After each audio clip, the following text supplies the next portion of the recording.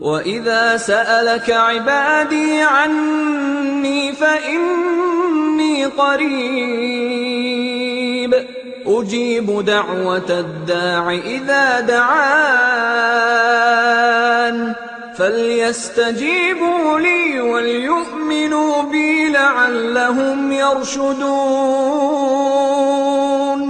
أُحِلَّ لَكُمْ لَيْلَةَ الصِّيَامِ الرَّفَثُ إِلَىٰ نِسَائِكُمْ